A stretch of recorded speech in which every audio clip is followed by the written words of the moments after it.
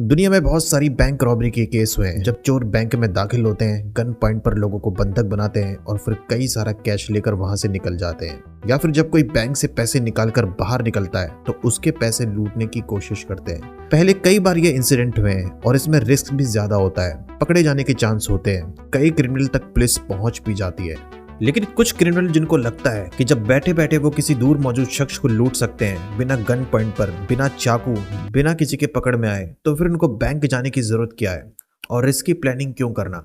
इसलिए आज के टाइम कुछ ऐसे क्राइम होते हैं जिसकी खबर पुलिस की टीम को काफी वक्त बाद पता चलती है और जब तक उन्हें पता चलता है तब तक क्रिमिनल कई सारे पैसे लूट चुके होते हैं और आगे की प्लानिंग भी बना लेते हैं, जिस वजह से उनके पकड़े जाने के चांस बहुत कम होते हैं। ये स्टोरी उस हैकर की है जिसको कोई मतलब नहीं है कि वो कहाँ मौजूद है। वो दुनिया के किसी भी जगह मौजूद हो, जहां पर भी वो मौजूद होता, वो हैकिंग के जरिए किसी भी शख्स को कंगाल करके उसके पैसे लूट सकता था और लोगों के दिमाग से खेलकर उसने कैसे लोगों को बेवकूफ बनाया, वो हैरत अंगेज। एफबीआई ने लिस्ट जारी की थी जिसमें टॉप 10 हैकर थे जिन्होंने अपनी लाइफ में बड़ी बड़ी हैकिंग की थी और करोड़ों रुपए की चोरी की। और इस लिस्ट में टॉप 10 में सबसे शातिर हैकर में इसका नाम रखा गया था। तो अंदाजा लगाया जा सकता है कि उसने अपनी लाइफ में कितनी बड़ी बड़ी हैकिंग की होंगी। इस हैकर को जो नाम दिया गया था वो था द हैप्पी हैकर। वो इसलिए क्योंकि वो हमेशा स्माइल करता रहता था। वो किसी देश घूमने जा रहा है, पैसे कमा रहा है, तो भी उसका हैप्पी चेहरा। पुलिस उस तक पहुंच जाए, उसको अरेस्ट कर ले, वो पुलिस कस्टडी में है, तो भी उसका हैप्पी चेहरा। इस वजह से हैकर हैप्पी हैकर के नाम से काफी पॉपुलर हुआ। अमेरिका की सबसे बड़ी जांच एजेंसी एफबीआई ने लगभग 5 सालों तक इस हैकर को ढूंढने की कोशिश की, लेकिन एफबीआई टीम उन 5 सालों में उस तक कभी पहुंच नहीं पाई। इन 5 सालों में उसने हर किसी को बेवकूफ बनाया, सबको चकमा दिया और हर बार वो भागने में कामयाब हो जाता। और बाद में कैसे पुलिस की टीम उस तक पहुंची, उसकी कहानी जब लोगों को पता चली, सब हैरान। तो आखिर कैसे ये हैप्पी हैकर हैकिंग को अंजाम देता था और किस तरीके से उसने हर बार पुलिस की टीम को चकमा दिया और बाद में वो कैसे पकड़ा गया। स्टोरी स्टार्ट होती है साल 2009 से। अमेरिका के जॉर्जिया स्टेट के नेशनल बैंक में एक शिकायत भेजी जाती है जिसमें बताया गया था कि एक शख्स के पैसे बैंक से काट लिए गए हैं और ये पैसे तो उसने विड्रॉल नहीं किए थे, तो ये पैसे फिर कहाँ ट्रांसफर हो गए। कुछ दिनों में और शिकायत होती है जहां पर लोग दावा करते हैं कि उनके बैंक के पैसे अचानक कहीं ट्रांसफर हो गए और उनको पता ही नहीं है कि पैसे आखिर गए कहाँ। ऑनलाइन पैसे को ट्रांसफर उन्होंने किया ही नहीं था। यहाँ तक कि माइक्रोसॉफ्ट जैसी बड़ी कंपनी ने भी शिकायत दर्ज की पैसों के घोटाले की। तो कुछ टाइम के बाद बैंक में एक के बाद एक लगभग हजारों शिकायत दर्ज की गई। जब ये खबर बाकी सरकार के लोगों को पता चली तो उन्होंने तुरंत एक्शन लिया और ये केस एफबीआई की टीम को दिया कि वो उसकी इन्वेस्टिगेशन करे कि आखिर ये सब हो क्या रहा है और लोगों के पैसे उनके बैंक अकाउंट से क्यों गायब हो रहे हैं। एफबीआई ने इन्वेस्टिगेशन की तो पता चला कि हजारों कंप्यूटर डिवाइसेस हैक हो चुके थे। जब ये बात पुलिस की टीम को पता चली तो वो भी हैरान कि आखिर इतने कम टाइम में इतने कंप्यूटर हैक हो चुके थे। तो उन तमाम लोगों को हैक करने के बाद उनकी तमाम चीज, उनका एड्रेस, बैंक की अकाउंट इन्फॉर्मेशन हो, पिन हो, नेट बैंकिंग का पासवर्ड हो, सब उस हैकर को पता चल गया। तो लगभग 3 सालों में, साल 2009 से साल 2012 के दौरान हैप्पी हैकर ने अपने साथी के साथ मिलकर कई लोगों के लगभग $4 बिलियन लूटे। और इन लोगों में से 98% जो लोग थे वो अमेरिका के थे, जो कि अमेरिका में रह रहे थे। इसलिए बहुत जल्दी ये केस एफबीआई की टीम को दिया गया और उन्होंने इस केस की जांच की। पुलिस की टीम ने भी उसको ढूंढना स्टार्ट कर दिया। काफी कोशिश कर ली, जगह जगह पूछताछ कर ली, कई साइबर एक्सपर्ट से पूछताछ की, लेकिन 2 साल में पुलिस को कोई क्लू नहीं मिला कि वो शख्स कौन है, कहाँ पे रहता है और किस तरीके से हैकिंग को अंजाम देता है। उस टाइम एफबीआई के लिए भी ये बहुत नया केस था और कैसे इन केसेस को सॉल्व करना है, कैसे इस केस को हैंडल किया जाए, उनको भी समझ नहीं आ रहा था कि आखिर किस तरीके से इस केस में आगे बढ़ा जाए। क्या इंपॉर्टेंट पॉइंट्स है जिससे इस केस में इनको हेल्प मिले और हैकर के ठिकाने का पता चले। तो स्टार्टिंग में उनको कोई सफलता नहीं मिली। कुछ साल बाद पुलिस को एक इन्फॉर्मेशन मिलती है कि अल्जीरिया में एक शख्स रहता है जिसका नाम है हमजा बांडेलास, जो कि एक सॉफ्टवेयर इंजीनियर था। उस पर एफबीआई को शक था कि उसने धोखाधड़ी की है और कई सारे कंप्यूटर को उसने हैक किया है और हजारों लोगों के पैसे उड़ाए हैं। उस वक्त उसकी उम्र 21 साल की थी। वो हैकिंग में काफी माहिर था, तो अब उसके ठिकाने का पता लगाना था क्योंकि उस टाइम वो अल्जीरिया के किसी और शहर में रह रहा था। एफबीआई ने एक सीनियर एजेंट को उसको ढूंढने में लगाया। महीना भर वो उसकी तलाश करता रहा लेकिन वो मिला नहीं। उसके बाद उसने अपने नेटवर्क बनाए, एक एक करके कई लोगों की टीम बनी और फिर एक दिन अचानक उसको पता चलता है कि हमजा उस वक्त कहाँ मौजूद था। तो एफबीआई का वो सीनियर एजेंट उसके ठिकाने तक पहुंचता है, उससे मिलता है और उसको ये बताता है कि वो खुद एक क्रिमिनल है।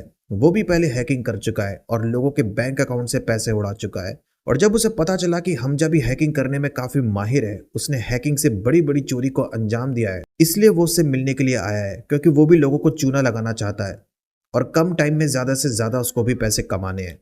उस वक्त एक नया सॉफ्टवेयर इंटरनेट पे था जिसे क्रिमिनल काफी यूज करते थे और काफी ज्यादा वो पॉपुलर हुआ था और डार्क नेट पर वो अवेलेबल था, जिसका नाम था स्पाई आई। तो इस सॉफ्टवेयर को डेवलप करने वाला और उसके बाद हजारों कंप्यूटर को हैक करके $4 बिलियन उड़ाने का जो कारनामा किया था वो हमजा ने किया था। तो हमजा उसकी बात सुनता है और उसको पता ही नहीं था कि वो एफबीआई का एजेंट है। एजेंट को पता था, कई वक्त तक जासूसी करने के बाद उसको इन्फॉर्मेशन मिली कि उसने स्पाई आई के सॉफ्टवेयर को किसी कंप्यूटर डिवाइस में इंस्टॉल किया और वो हमजा नहीं किया था, अपने कंप्यूटर पर अपने अड्डे में।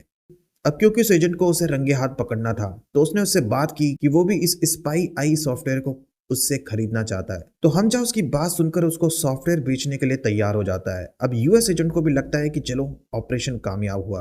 बाद में वो एजेंट इसकी जानकारी बाकी ऑफिसर को भी देता है। उसके बाद दिन डिसाइड किया जाता है डिलीवरी का। लेकिन उस वक्त हमजा एक जगह पर वहां पहुंचता ही नहीं। जब उस सॉफ्टवेयर को बेचने का टाइम हुआ था तो हमजा उस जगह पर नहीं पहुंचा। स्टार्टिंग में उस एजेंट को लगा कि कहीं उसे पहले से ही तो पता नहीं चल गया कि वो चोर नहीं बल्कि एफबीआई का एक सीनियर एजेंट है, कहीं उसकी प्लानिंग का उसे पता तो नहीं चल गया और उसने अपना ठिकाना बदल लिया। तो एफबीआई के बाकी ऑफिसर को पता चला कि वो वहां से भाग गया है, लेकिन उस एफबीआई एजेंट ने उसको देखा था। उसके बाद उसका स्केच बनाने की कोशिश की जाती है। उसके बाद उसकी कुंडली खंगाली जाती है, उसके क्राइम रिकॉर्ड को चेक किया जाता है। उसने पहले जितने भी क्राइम किए थे सबको चेक किया गया। उसके बाद पता चलता है कि हमजा का जन्म साल 1988 में हुआ था। अल्जीरिया के टीजी शहर में उसका बचपन बीता। पढ़ने लिखने में वो काफी समझदार था। स्कूल में भी कई बार उसने टॉप किया। स्कूल होने के बाद वो कॉलेज गया, कंप्यूटर साइंस से ग्रेजुएशन किया। उसके माँ बाप को भी लगा कि वो पढ़ने लिखने में बहुत होशियार है और वो चाहे तो किसी बड़े एग्जाम को भी वो पास कर सकता है, बड़ी कंपनी में उसको जॉब मिल सकती है, अच्छी सैलरी होगी। तो उनको भरोसा था कि उसका फ्यूचर काफी अच्छा होगा और उसकी लाइफ में सब कुछ सही चल रहा था। लेकिन हमजा कुछ और ही सोच रहा था। वो काफी टैलेंटेड था, लेकिन उस टैलेंट का इस्तेमाल उसने क्राइम के रास्ते पर किया, ये किसी को पता ही नहीं। शुरू से उसका सपना था कि वो कम टाइम में ज्यादा से ज्यादा पैसे कमाए, एक बहुत अच्छी लाइफस्टाइल जिए। फिर हमजा ने सोचना शुरू किया कि वो कंप्यूटर साइंस में ग्रेजुएशन करने के बाद क्या करे और उसके बाद उसने कई कंप्यूटर सॉफ्टवेयर को डेवलप करना शुरू किया। एक टाइम पर उसने कंप्यूटर रिपेयरिंग का भी काम किया था। उसे काफी जानकारी थी कंप्यूटर कैसे काम करता है और उसके सॉफ्टवेयर को कैसे डेवलप किया जा सकता है, कैसे उसे यूज करना है। तो पढ़ाई के दौरान वो कंप्यूटर रिपेयरिंग का भी काम करता रहा। जब उसकी उम्र 20 साल की थी तब हैकिंग में वो काफी माहिर हो गया और उसे छोटी मोटी हैकिंग करना स्टार्ट कर दिया।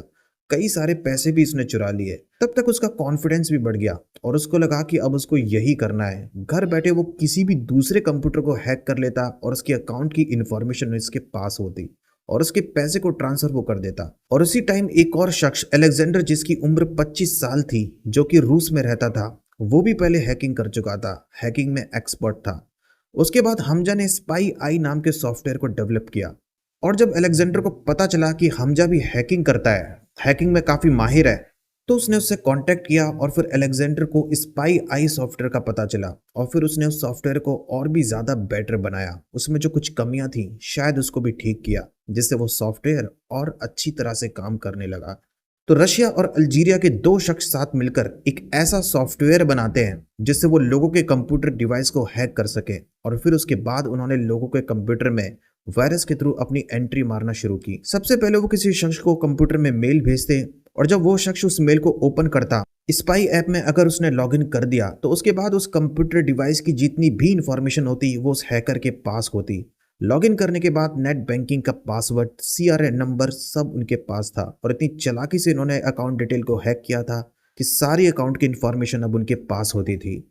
और फिर एक टाइम के बाद वो शख्स के अकाउंट से पैसे खाली कर देता और फिर धीरे धीरे इन्होंने कई लोगों के बैंक अकाउंट को खाली करना शुरू किया।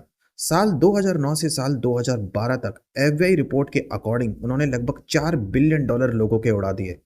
अब ये दोनों मिलकर लोगों के बैंक अकाउंट से तो पैसे चुरा ही रहे थे और साथ में इन्होंने डार्क वेब पर इस सॉफ्टवेयर को बेचना भी स्टार्ट कर दिया। लेकिन सभी लोगों को वो सॉफ्टवेयर नहीं बेचते थे, बल्कि क्रिमिनल को ही बेचा करते थे, और वो क्रिमिनल जो ज्यादातर रशिया या फिर अमेरिका में रह रहे हों। फिर वो क्रिमिनल भी उस सॉफ्टवेयर को खरीद लेते और वो भी उसे यूज करते थे। हैकिंग करके काफी पैसे कमाते। बाकी क्रिमिनल भी पहले से कई ज्यादा पैसे कमाने लगे। उसके बाद अल्जीरिया के बैंक में काफी शिकायत दर्ज होने लगी। लोगों के अकाउंट में अचानक से पैसे कट रहे हैं, पैसे ट्रांसफर किए जा रहे हैं। और उसके बाद एफबीआई की टीम ने इस केस की इन्वेस्टिगेशन की और इंटरपोल को भी अलर्ट कर दिया गया। और जब एफबीआई की टीम को हमजा का पता चला, जिसने कई सारे कंप्यूटर को हैक किया और लोगों के पैसे उड़ाए थे, तब उसकी पहली बार तलाश करनी शुरू की गई थी। लेकिन स्टार्टिंग में उनको कुछ पता ही नहीं चल रहा था कि आखिर वो है कहां पर। कई वक्त तक एफबीआई की टीम उसको ढूंढने की कोशिश करती रही। और उसके बाद साल स्टार्ट होता है 2013। तारीख थी 8 जनवरी, जिस वक्त एक कहानी होती है। हमजा उसी दिन अपनी बीवी के साथ छुट्टी मनाने मलेशिया गया था। कुछ दिन वहां रुकने के बाद उसको वहां से निकलना था। और हमजा क्योंकि काफी चालाक था, इसलिए वो फोन को और फोन के सिम कार्ड को बदलता रहता था। वो एक दिन से ज्यादा किसी भी नंबर का यूज नहीं करता। हर दिन फोन चेंज करता था, क्योंकि उसे पता था कि इससे इसकी लोकेशन का पता किया जा सकता है। इसके अलावा किसी भी इलेक्ट्रॉनिक डिवाइस को 24 घंटे से ज्यादा वो अपने पास नहीं रखता था, ताकि एफबीआई टीम या इंटरपोल उस पर नजर ना रख सके। ज्यादातर वो सैटेलाइट फोन का ही यूज करता। इन सभी चीजों को ध्यान रखते हुए वो अपनी बीवी के साथ मलेशिया में गया। कुछ दिन वहां रहने के बाद उसको वापस एक और कंट्री जाना था। लेकिन वहां पहुंचने से पहले उसको रास्ते में फ्लाइट चेंज करनी थी। थाईलैंड में जब वो फ्लाइट चेंज करने के लिए हमजा और उसकी बीवी थाईलैंड एयरपोर्ट पर उतरे, उसके बाद इमिग्रेशन ऑफिस में जिस वक्त वो मौजूद थे, बाद में उनको फ्लाइट चेंज करनी थी। अब क्योंकि इंटरपोल के जरिए पूरी दुनिया के ज्यादातर एयरपोर्ट को पहले ही खबर दी जा चुकी थी, इसलिए थाईलैंड के इमिग्रेशन कर्मचारियों को उसका डाटा पता चलता है। उसके बाद वो बाकी ऑफिसर को खबर करते हैं और उसके बाद हमजा और उसकी बीवी को रोक दिया जाता है। सबसे पहले वो उनसे पूछताछ करते हैं, कंफर्म करते हैं कि वही हमजा है जो कि अमेरिका में वांटेड है और वहां की पुलिस की टीम उसको कब से तलाश कर रही है। बाद में हमजा डरता नहीं है और बड़े कॉन्फिडेंस से बात करता है और बोलता है कि हाँ, उसका नाम हमजा है और उसके खिलाफ कई केसेस हैं अमेरिका में। वो विरोध नहीं करता, लेकिन इस केस में उसकी बीवी का कोई रोल नहीं है और उसने अभी अभी शादी की है उससे, तो उसको वो अगली फ्लाइट से जाने दे। इंटरपोल के जरिए जो वांटेड है वो वही है, उसकी बीवी नहीं है। उसके बाद उनको भी लगता है कि वो सही बोल रहा है। फिर वो उससे बोलते हैं कि वो अपनी बीवी से कहे कि वो अपना सफर जारी रखे। और फिर उसकी बीवी अगली फ्लाइट से जिस जगह पर पहुंचना था वो वहां से चली जाती है। लेकिन हमजा को रोक लिया जाता है। थाईलैंड पुलिस के कब्जे में हमजा था। कुछ दिनों तक उसे जेल में रखा गया और उसके बाद उसे कोर्ट ले जाया गया। इंटरपोल के जरिए अमेरिका को खबर दी गई। उसके बाद पुलिस की टीम फौरन थाईलैंड पहुंची, जिसने हजारों कंप्यूटर को हैक किया था। अमेरिका के लगभग $4 बिलियन लोगों के अकाउंट से उड़ा दिए थे। सबसे बड़ा वांटेड क्रिमिनल जब उन्हें पता चला कि वो थाईलैंड पुलिस के कब्जे में है, उसके बाद फौरन अमेरिका से पुलिस की टीम वहां पहुंची। कोर्ट की कानूनी प्रक्रिया हुई और फिर उसके बाद 2 मई साल 2013 में पुलिस की टीम हमजा को अपने साथ लेकर अमेरिका के अटलांटा स्टेट पहुंच गई। वहां ले जाने के बाद अब उसके ऊपर मुकदमा चलना शुरू होता है। लगभग 2 साल तक उसका मुकदमा चला। फिर कोर्ट ने उसको जिम्मेदार ठहराया तमाम ठगी के लिए। पुलिस ने जो रिपोर्ट बनाई थी उसमें यह भी था कि उसने लगभग 217 बैंक में लोगों के अकाउंट के पैसे चुराए थे। $4 बिलियन अब तक हैकिंग से उसने चोरी किए, जो कि बहुत बड़ी रकम थी।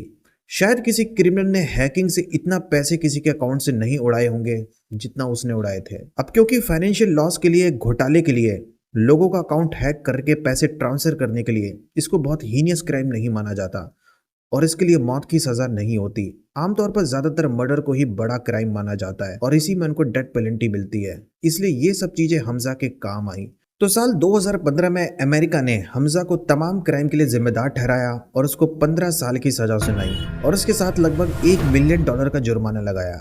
अब हमजा पहुंच गया जेल। लेकिन उसके बाद इस केस में पुलिस को पता चला कि इस केस में उसका एक साथी था, अलेक्जेंडर, जिसने खुद सॉफ्टवेयर को उससे खरीदा था और उसने भी तमाम लोगों के कंप्यूटर हैक किए थे, लोगों के अकाउंट से पैसे चुराए थे। तो अलेक्जेंडर पकड़ा गया अटलांटा के एयरपोर्ट से। जब वो किसी और शहर जा रहा था तब तक उसे अंदाजा नहीं था कि वो भी वांटेड क्रिमिनल की लिस्ट में आ गया और पुलिस को भी इसकी तलाश कई वक्त से है। तो हमजा के अरेस्ट होने के बाद 1 साल बाद अब अलेक्जेंडर भी अरेस्ट हो गया और अब वो दोनों जेल पहुंच गए, जिन्होंने अमेरिका के 217 बैंक से हजारों लोगों के अकाउंट से पैसे उड़ाए। लेकिन जब उसका मुकदमा कोर्ट में चला तो अलेक्जेंडर को 9 साल की सजा हुई, क्योंकि उसने अमेरिका को कम नुकसान पहुंचाया था और बाकी देश में घोटाले ज्यादा किए थे। लेकिन हमजान ने ज्यादातर अमेरिका के बैंक से ही पैसे चुराए, जिससे इकोनॉमी पर इफेक्ट पड़ा और उसको ज्यादा साल की सजा हुई। कुछ साल के बाद जब ये केस ज्यादा पॉपुलर हुआ और लोगों को इस क्रिमिनल हमजा की कहानी का पता चला, जो बाद में हैप्पी हैकर के नाम से काफी मशहूर हुआ, तो कई डिपार्टमेंट के सीनियर ऑफिसर ने दावा किया कि उसने जो पैसे अमेरिका के अलग अलग बैंक से चुराए थे उनमें से ज्यादातर पैसों को उसने गरीबों में दान कर दिया था। अफ्रीका में ऐसे कई मुस्लिम कंट्री थी जिसमें उसने कई मुस्लिम संगठनों को पैसे दान किए थे, जिससे उनको काफी मदद हुई, इसलिए वहां पर उसकी एक अच्छी इमेज बनी हुई थी। और कई बार वो उन मुस्लिम कंट्रीज में भी जा चुका था, और जब जब वो उस कंट्री में जाता था तो उसका बहुत बड़े पैमाने पे स्वागत किया जाता था। तो हमजा ने वहां पर एक बहुत अच्छी इमेज बना रखी थी और लोगों को ये भरोसा दिलाया था कि वो एक अच्छा इंसान है और शुरुआत से ही वो बहुत ज्यादा अमीर है और वो इन पैसों को उनको दान कर रहा है। और शायद वहां पर कुछ लोगों को पता भी था कि उसके पास ही जितने सारे पैसे हैं वो उसने लोगों के बैंक अकाउंट से चोरी किए हैं। तो चुराए गए लगभग $4 बिलियन में से उसने कई मिलियन डॉलर दान कर दिए थे। उसके बाद एफबीआई की टीम को जब ये पता चला और जब इसकी जांच की गई, लेकिन उनको इस केस में कोई सोर्स या सबूत नहीं मिला जिससे पता चले कि आखिर वो सारे पैसे कहाँ गए, और अगर किसी को दान किए गए तो उसका भी सबूत नहीं मिला।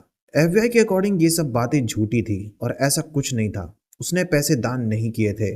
और इस मामले में उससे भी जब पूछताछ की गई थी, जब वो थाईलैंड में अरेस्ट हुआ था और काफ़ी टाइम तक जब उससे पूछताछ हुई, और इसी दौरान जब थाईलैंड की पुलिस की टीम ने उससे पूछा कि तुम्हारी उम्र इतनी कम है और इतने पैसे तुमने चुराए हैं तो तुम करते क्या हो, फिर उसने बताया कि उसको शौक है बिजनेस क्लास या फर्स्ट क्लास में ट्रेवल करने का, एक जगह से दूसरी जगह जाना और महंगी से महंगी जगह पे रहने का जिसका किराया काफ़ी ज़्यादा हो, और एक बहुत अच्छी लाइफस्टाइल जीना, यही उसका शुरू से सपना था।